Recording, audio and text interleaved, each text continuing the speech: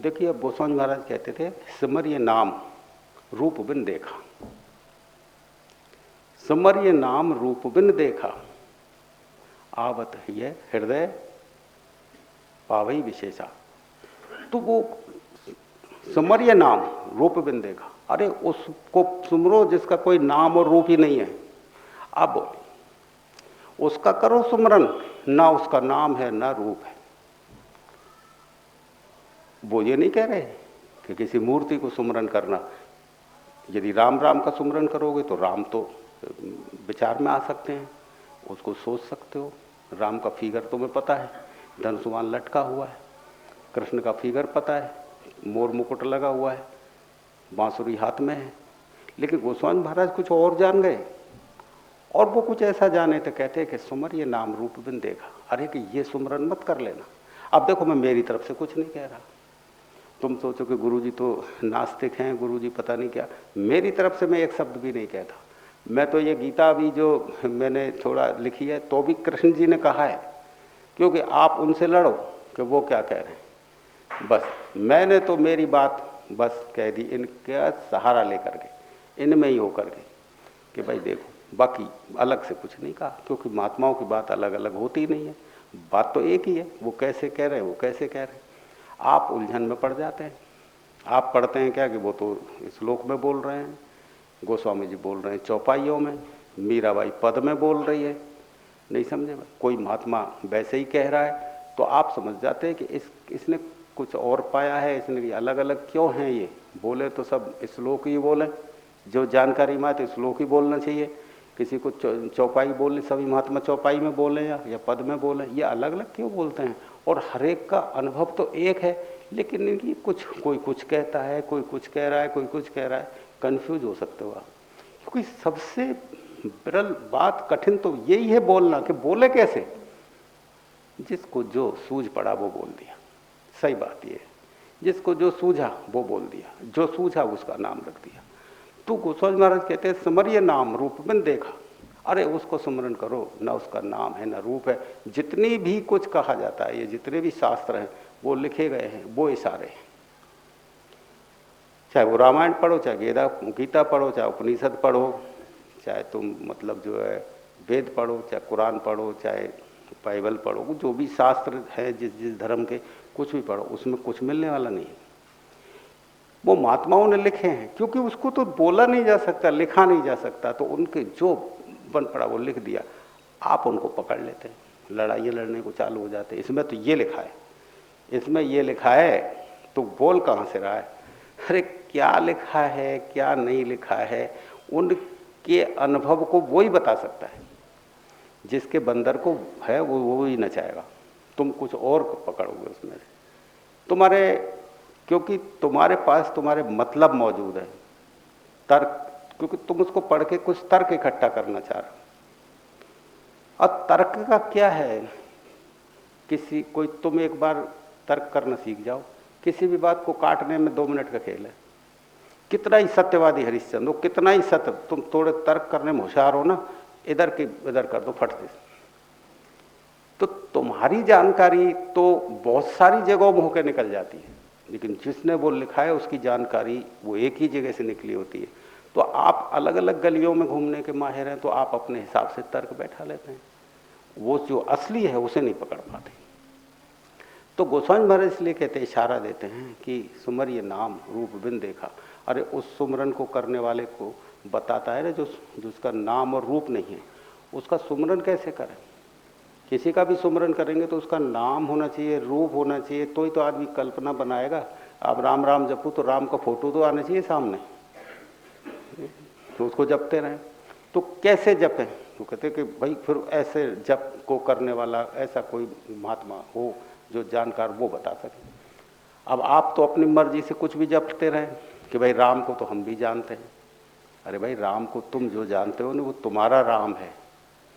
जिस राम को अनुभवी व्यक्ति जानता है, जिसने राम का अनुभव किया है, वो उसका राम है। 2 राम अलग अलग हैं। तुम्हारी जानकारी का राम में धनुष्वाण लटक जाएगा, तुम्हारी जानकारी के नाम में दशरथ जी के पुत्र याद आएंगे। जिसने जाना है ना राम को, वो उसका राम अलग है। तो उसने जिस राम को जाना है वो जानकारी में लिखते हैं कि सुमरिये नाम रूप बिन देखा, जबकि गोस्वामी महाराज उस राम की दशरथ जी के पुत्र को ही आधार बना के रामायण लिख रहे हैं। पूरा चरित्र राम का उन्होंने लिखा है। तुम देख लो कैसे जन्म हुआ, कैसे विवाह हुआ उनका सीता जी के साथ, कैसे उनका वनवास हुआ, सारा उनका। लेकिन इसके बावजूद उसमें लिख रहे हैं सुमरिये नाम रूप बिन देखा, कि फिर भी कह रहे हैं कि भाई अब ऐसा क्यों लिखा उन्होंने, नहीं तो सीधे ही लिखते रहे सुमरिये राम, दशरथ जी के पुत्र का सुमरिये राम। वो राम दशरथ जी के पुत्र के लिए रामायण लिख रहे हैं, लेकिन इशारा कहीं और कर रहे हैं, किसी और चीज का इशारा कर रहे हैं। जैसे गीता में मैं सुबह बता रहा था कि हे अर्जुन, तू उस परमात्मा की खोज में जा, उस परमात्मा की खोज कर। वो अपने लिए नहीं कह रहे कि मैं भगवान हूं, मेरी तरफ तू आ, नहीं, वो कह रहे तू उस परमात्मा की तरफ जा। उस परमात्मा, कौन से परमात्मा, बता ही नहीं सके। लेकिन वो कृष्ण कह रहे हैं कि उस परमात्मा की तरफ जा, खोज कर, तो वो बताते तो सही उसका नाम और रूप। गोस्वामी महाराज भी देखो उसी कृष्ण के समर्थन में खड़े हुए, वो भी नहीं कह रहे राम रूप, नाम और रूप तो वो भी नहीं बता रहे। सुमरिये नाम रूप बिंदे, वो भी कह रहे हैं कि नहीं, तू बिना रूप और नाम वाले का सुमरन कर। बोलो, उसका सुमरन जिसको भी तुम देखोगे, किसी की भी तुम महात्मा की तुम देखो, किसी भी महात्मा को पढ़ोगे, इशारा कुछ और देते हैं, कहते कुछ और। मीराबाई कृष्ण भगवान, गोवर्धन मेरे तो गिरधर गोपाल दूसरा न कोई। अरे जिसने जाना असली को, वो गिरधर गोपाल पे लटकी रहेगी, कितने ही गिरधर गोपाल बना दे वो, ठीक है। तो वो उनका एक इशारा था कि लोग जब, क्योंकि जो जानता है ना उस दुनिया के बारे में, जो जानता है उस अनुभव को, उसके घर वाले भी समर्थन में नहीं होते, उसके घर वाले भी सहयोग नहीं करेंगे, वो भी शत्रुवत व्यवहार करेंगे। घर छोड़ जा, मर जा, चला जा, जा चल कहीं भी जा। दूसरों की तो बात छोड़ो, उसका कोई समर्थन करने वाला नहीं, कोई सगा नहीं है उसके गुरु के अलावा इस धरती पे कोई सगा नहीं रहता, वो सब हो जाते पराए। मीराबाई को जहर तक दिया, ऐसा अपराध कर सकती है जहर वाला वो, कि उसको जहर दिया जा सके। बस उसके अनुभव जो हुए थे, वो अनुभवों को कुछ अपने हिसाब से बोलती थी, जो अनुभव करती थी वैसे बोलती थी।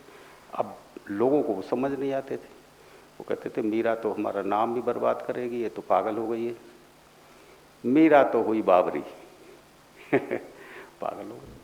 तो नहीं समझ सकते वो, किसी को भी तुम देखोगे तो उनके रैदास को उसके घर वालों ने निकाल दिया था बाहर। गोस्वामी तुलसीदास को भी घर छोड़ के ही निकलना पड़ा, अस्सी घाट पे रहे वो जाकर के, वहीं लिखा है जो भी कुछ। तो जब लोग पीछे पड़ जाते हैं तो वो अपने इस शरीर को सलामत रखने के लिए कुछ इधर उधर का जोड़ देते हैं। तो मीराबाई का विरोध था, तो इस कृष्ण का विरोध नहीं था। ऐसे कृष्ण की मूर्ति को तो साथ लेके सो बैठ कुछ भी कर, लेकिन विरोध तो असली का, उसका विरोध तो मंदिर में पूछी, उसका विरोध नहीं था, वो तो कुछ और। तो इसलिए अपने बचाव के लिए उन्होंने इस कृष्ण भगवान का नाम लेकर के अपना बचाव किया कि मेरे तो गिरधर गोपाल दूसरा न कोई। क्योंकि शुरू से तो वो गिरधर की पूजा करती थी, बचपन से ही, तो उसी के नाम से बचाव किया उसने, क्योंकि असली को तो कोई समझ ही नहीं सकता था। असली बोले तो वो मारे पीटे बड़े, तो इस तरह से। तो ऐसे ही गोस्वामी महाराज ने जो असली लिखी थी घट रामायण, उसको किसी ने स्वीकार नहीं किया और मारने के लिए चढ़ गए और जान से ख़त्म करने की बात हो गई। वहाँ के पंडित वर्ग जो था काशी का, वो इकट्ठा हो गया और जान से मार दें धमकी। उसके शिष्यों को तो पीटा ही उन्होंने, तो उन्होंने वो गुप्त कर दी, गंगा जी में बहा दी घट रामायण, क्योंकि उसमें तो अंदर के सारे भेद थे, उसे कोई समझ नहीं सकता था, वेद और पुराणों में वो लिखे नहीं थे, तो इसलिए लोगों ने विरोध किया। तो फिर अपने शरीर को बचाने के लिए उन्होंने रामचरितमानस का निर्माण किया और राम के चरित्र को लेकर के उन्होंने पूरा जो कुछ इशारे देने थे उसी में दे दिया। जैसे इशारा दिया कि सुमरत रूप नाम रूप बिन देखा, कि उन्होंने लिखा। अब राम का लिख रहे और राम का ही नाम नहीं ले रहे, वो कह रहे कि ऐसा सुमरन करो जिसका नाम और रूप ही नहीं है। अब असली चीज का इशारा दे दिया, नहीं समझे बाकी राम को अपने बचाव में खड़ा करके अपने शरीर को जीवित रखना जरूरी था, नहीं तो ये तो मार देते, मारने को तैयार हो गए थे। तो इस उन्होंने देखो तो उन्हीं गोस्वामी जी महाराज की चौपाई है, सुमरिये नाम रूप बिन देखा, मैं तो अपनी तरफ से कुछ नहीं कह रहा। तो बचाव उन्होंने राम के नाम से किया और असली बात उन्होंने बता दी कि भाई देखो यहां मत फंस जाना दशरथ जी के पुत्र में, असली राम जो है, असली जो ऊर्जा है वो मैंने जानी है। तो वो घट रामायण में उन्होंने लिखा। मुझे शास्त्रों का अनुभव नहीं है ज़्यादा, मुझे तो कुछ एक आध चौपाई मिल जाती है ना तो उसी पे बोलने लग जाता हूँ। ना मैंने गीता पढ़ी पूरी, मुझे कोई अनुभव नहीं गीता न रामायण, मुझे शास्त्रों का अनुभव नहीं है। लेकिन मुझे पकड़, जैसे मुझे एक पढ़ी तो उसी में से फिर मैं बोल देता हूँ, जो भी बोल देता हूँ। तो मुझे पढ़ने की जरूरत भी नहीं है, क्योंकि मुझे क्या करना पढ़ के, मैं वैसे ही बता दूंगा तुम्हें जो भी है।